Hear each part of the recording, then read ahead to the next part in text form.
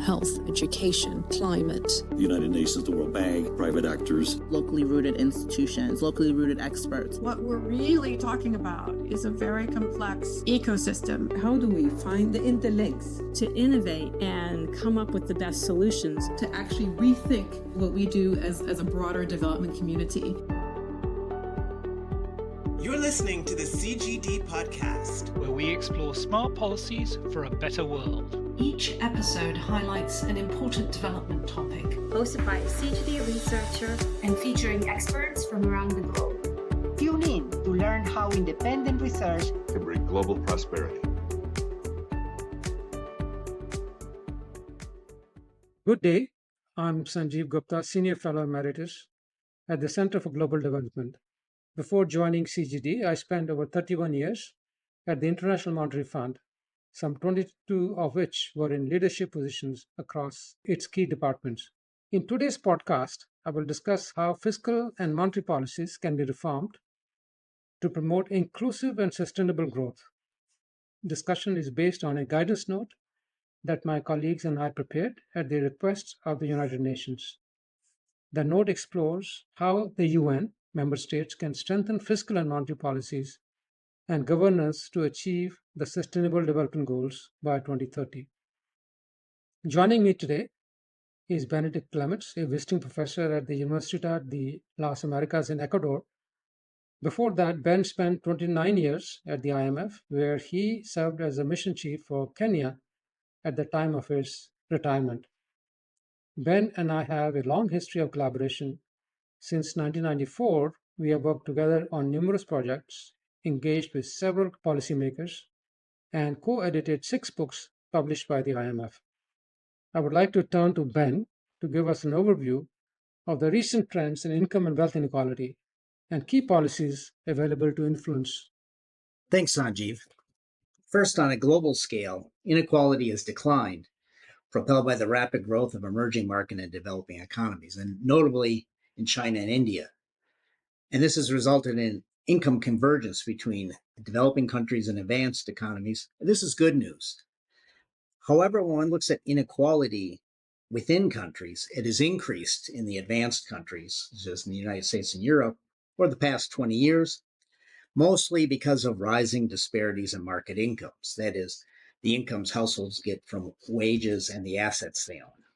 In emerging market and developing economies for the past 20 years, inequality has remained about the same, but still with noticeable differences in trends across regions. For example, inequality has gone up in sub-Saharan Africa, but it's gone down in Latin America. But really what's most striking in the data is that inequality remains much higher in the emerging and developing economies than advanced economies.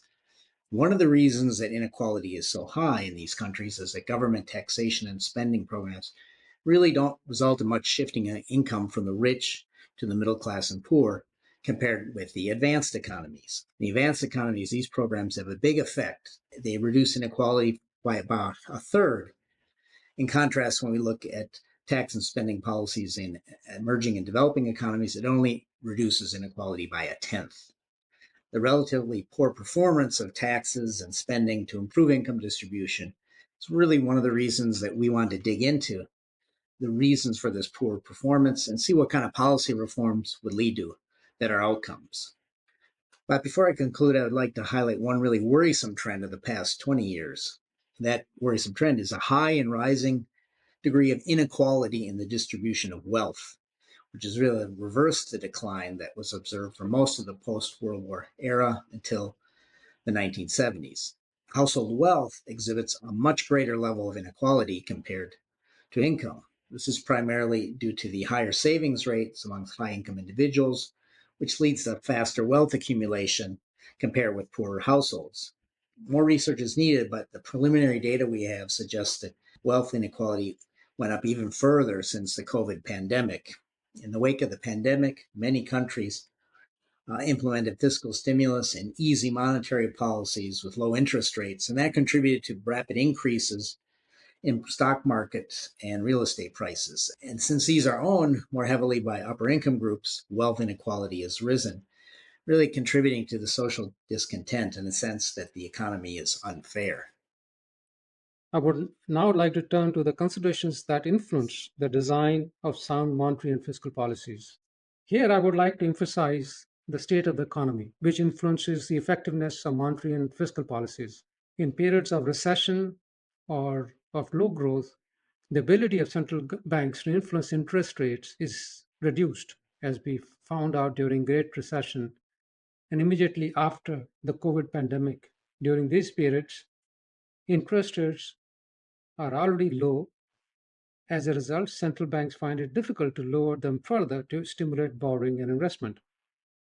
In such instances, central banks have resorted to unconventional measures like quantitative easing, that is, buying assets such as government bonds or private sector financial assets to promote economic activity. However, the effectiveness of this tool diminishes over time and can have side effects on wealth inequality, as noted by Ben earlier.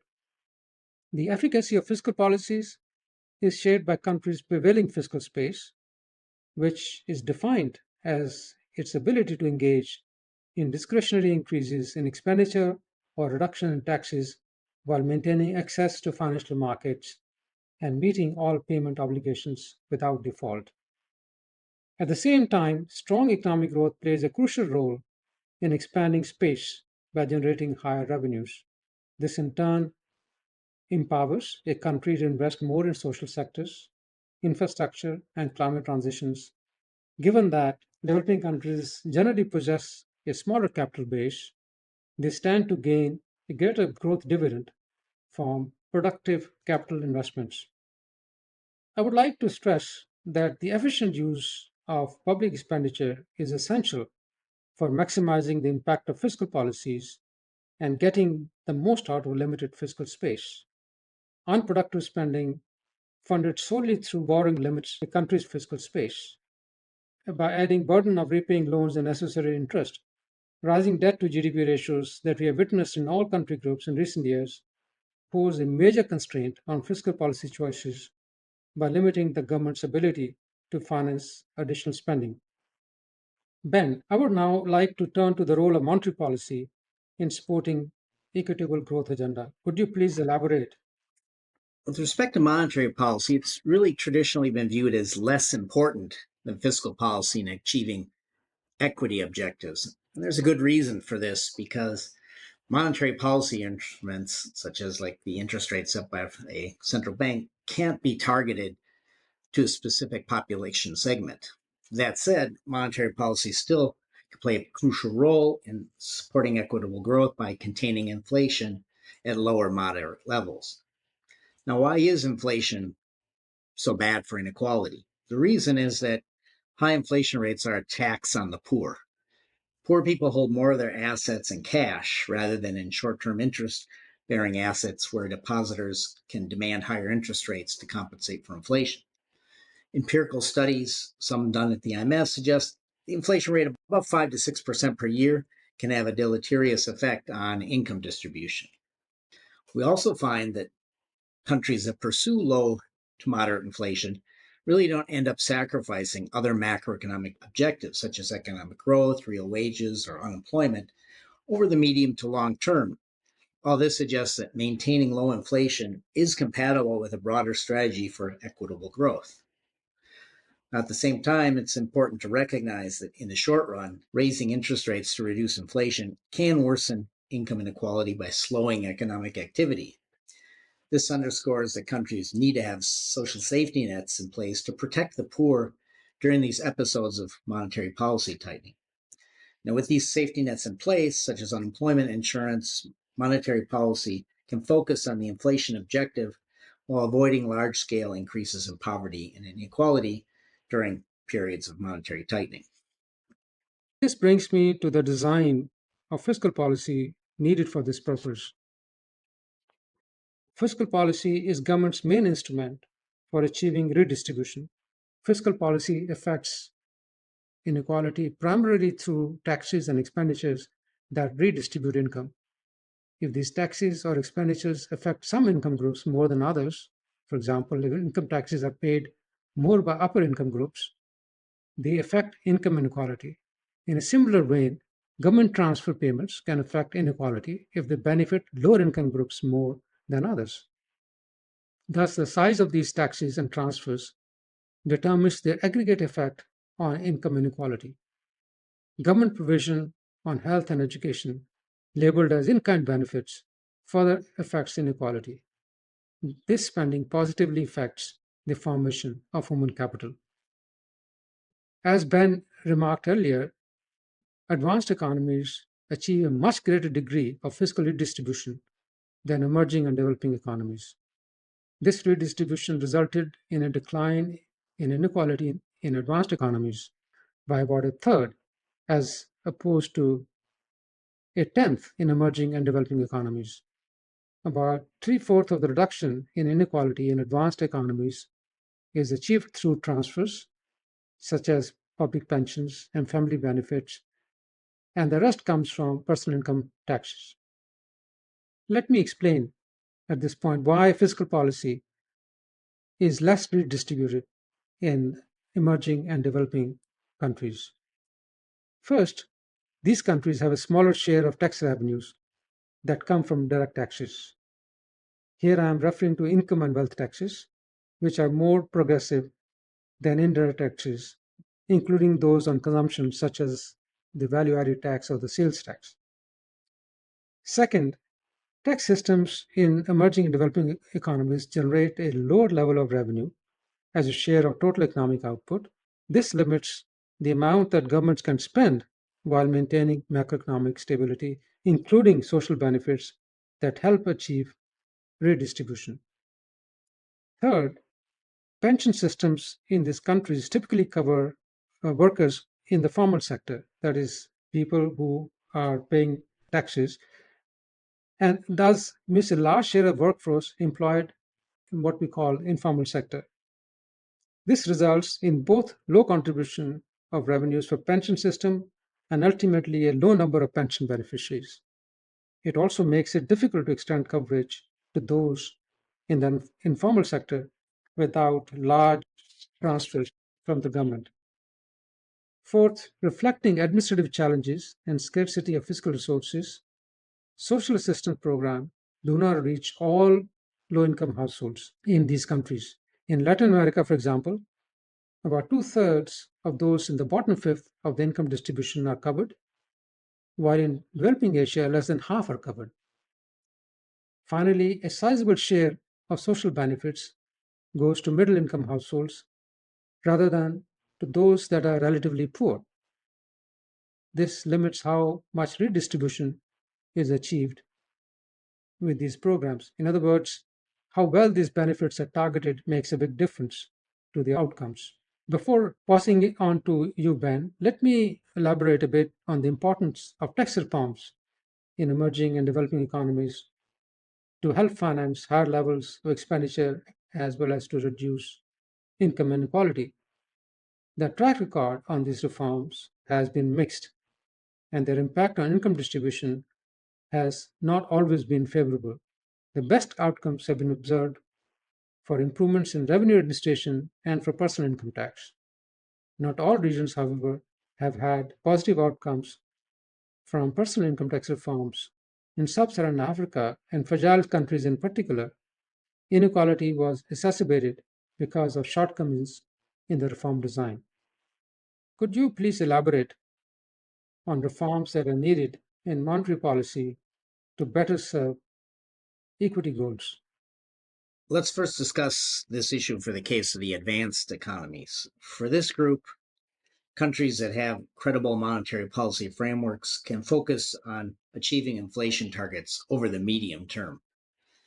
When inflation expectations are well anchored, monetary policy can really focus on supporting economic activity and employment through low interest rates and quantitative easing, as we saw in the COVID-19 pandemic. In cases where very low interest rates are necessary to stimulate economic activity, it's essential to recognize and address some of the adverse effects this will have on wealth inequality through fiscal policy instruments. This might involve, for example, measures to increase taxation of assets or higher taxes on high income earners. Now, for the emerging and developing economies, the main task of monetary policy is to avoid high inflation and the resulting adverse effects on inequality. Monetary policy frameworks really aim at keeping inflation at a moderate level, let's say no more than 5 to 10% per year. Now, in cases where inflation exceeds this target, the country has well-anchored inflation expectations, they can engage in a more gradual monetary tightening to attenuate any adverse effects on output and employment. But countries that don't have such credibility don't really possess this flexibility. EMDEs should expand their fiscal toolkit to make sure they can protect the incomes of the unemployed and therefore offset any short-term effects of monetary tightening on poverty and inequality. I would now like to turn to the kind of reforms that are needed in fiscal policy to address the equity agenda. I believe that reform agenda will differ between advanced and emerging and developing economies. Let me start by taking the case of advanced economies. In advanced economies, steps can be taken to reform the composition of taxes. Here I would suggest raising top marginal rates for personal income tax, reducing tax exemptions for income taxes, which often benefit upper income groups, widely adopting the globally agreed minimum corporate tax rate, which can help safeguard revenues and mitigate tax competition between countries, introducing or increasing taxes on net wealth, and raising property taxes. Regarding expenditures, the reform agenda in advanced economies should focus on enhancing the quality of public education spending to low-income households, especially considering the pandemic's adverse impact on learning among poor students who have limited access to virtual learning tools. And also then improving the quality and accessibility of public health services for low-income households. And finally, adjusting social assistance payments to levels sufficient for poverty elimination, while incorporating work requirements to mitigate adverse effects on labor supply. Now, turning to emerging and developing economies, they would need to increase revenues as a share of GDP. The revenues are relatively low to be able to support the equity agenda of the governments, and then prioritize spending to create space for financing higher levels of redistributive spending. It has been estimated that low-income developing countries, many of which are in Africa, could raise tax to GDP ratio over time by an additional 8 percentage points through tax system and institutional reforms, while emerging market economies could achieve a 5 percentage point increase. The revenue measures that this country should implement should enhance the effectiveness of the value-added tax by reducing exemptions and extending its coverage to the import of digital services and online purchased parcels. Second, they could curb the use of tax expenditures in the tax system, including for value-added tax. Raising excise duties on petroleum products, alcoholic beverages, tobacco, unhealthy foods such as sugary drinks, and plastic waste. And then improving the design of personal income taxes to boost revenues, but also to introduce higher rates for capital income, such as interest, dividends, and capital gains.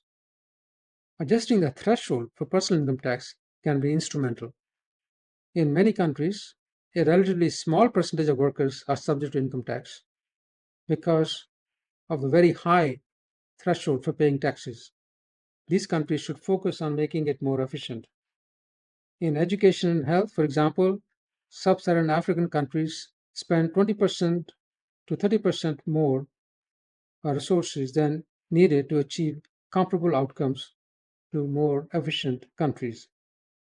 Subsidies on fossil fuels primarily benefit upper income households and should be replaced with gas assistance for low income households to prevent increases in poverty. Many countries will need to increase spending on health to achieve universal health care, while some countries may need to raise education spending depending on their demographics Improving its composition and efficiency is crucial. Reallocation away from public universities towards primary and secondary schools can make education spending more progressive. The mix of spending inputs such as wages and medicines could be improved to deliver better quality services. Could you please discuss the kind of institutional reforms that are needed to promote equity agenda? Why don't I start first then with the monetary policy institutions? For this, there are really three pillars for sound governance of central bank practices on monetary policy. One is the independence and accountability of the central bank. This really should be established by law. A particularly important part of this operational independence is the central bank is not compelled to finance government deficits and has sufficient financial strength to carry out its mandate. On accountability, this implies that the central bank must provide clear objectives for monetary policy and report on its performance to the public. Another pillar then is to have solid policy and operational strategies. This entails clarity with respect to the objectives for monetary policy with regard to, say, numerical targets and the data that define these targets, and whether the central bank has reached them or not, the time horizon to achieve these targets, the setting of these targets for inflation over a medium term, and describing the conditions under which these targets can be modified. Okay, the third pillar then is transparent communication practices. This involves, for example, following a clear cycle of communication to the public, explaining the policy stance, following the conclusion of monetary policy meetings, and publishing a regular monetary policy report. Now, if we look then at fiscal policy institutions, there are a number of them that are important. One is good budgeting practices. The budget really should comprehensively cover all revenues and expenditures.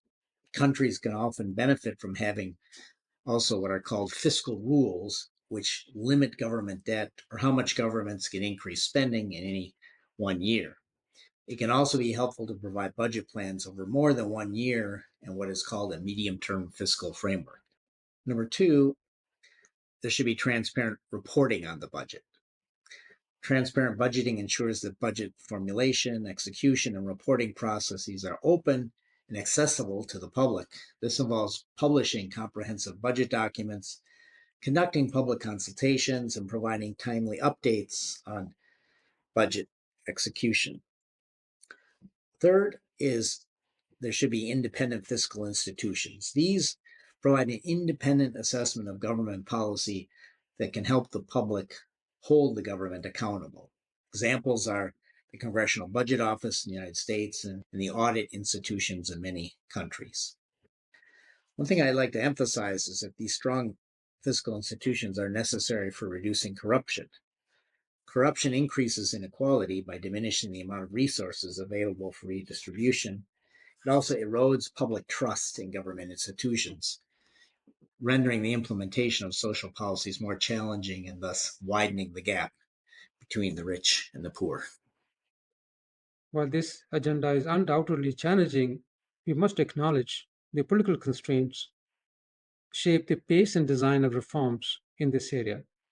Nevertheless, gradual policy changes in taxes and expenditures can make a significant difference in achieving more equitable outcomes. Now, before we close out, there are two questions that we ask every guest on CGD Podcast. The first question that I would like to ask is, what's one weird and funny, memorable thing that has happened to you on the job?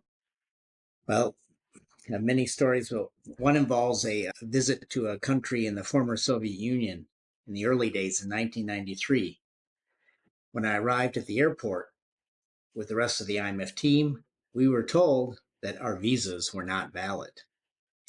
And we couldn't leave the airport, and no one spoke English in the airport, and there was no way to contact an embassy or anyone else on the outside. So how did we ever leave and finish the mission? Well, after 6 hours, we finally found someone that could speak English. And of all places, it was a nice woman who was working at the Hertz rental car company at the airport. We were finally able to find a way to negotiate our exit with her help. This shows that when you travel, there are always kind people to help you out, even in the most unexpected places. So if you could constantly change any one policy in the world, what change do you think would do the most good? Well, if I had a magic wand, I think I would change education policy, really ensuring that all children, regardless of their economic circumstances, were provided with the academic or practical skills needed to earn an adequate wage. I really think this would really do a lot to reduce inequality. So let me turn to my weird and funny experiences on the job. It so happens that my experience is also from the same region as Ben's. So in 1990s, I also had the opportunity to travel extensively across the former Soviet Union. It was common in those days to be hosted for dinner by the country's Minister of Finance several times during one stay in a country. Since many of us were unfamiliar with drinking vodka, I once asked the minister which vodka he considered the best. He looked puzzled and replied, "All vodkas are good, but some are very good." I really got that message. I remember this so vividly how he told me his response, and thought I would like to share that response with you guys. As regards one policy change that I would like to implement, which could do most good, it would be taxes. In many countries experiencing rising income and wealth inequality, taxes on income and wealth have been gradually lowered. One policy change I would advocate for is a gradual increase in these taxes. This would not only help reduce inequality, but also generate resources to support the less fortunate in the society. Before concluding, I would like to point out that the guidance note on which this podcast is drawn from is available on CGD's website for those who are interested in delving into the details of what we discussed during the podcast. So thank you all for tuning in into the podcast. Thank you, Ben. Thanks.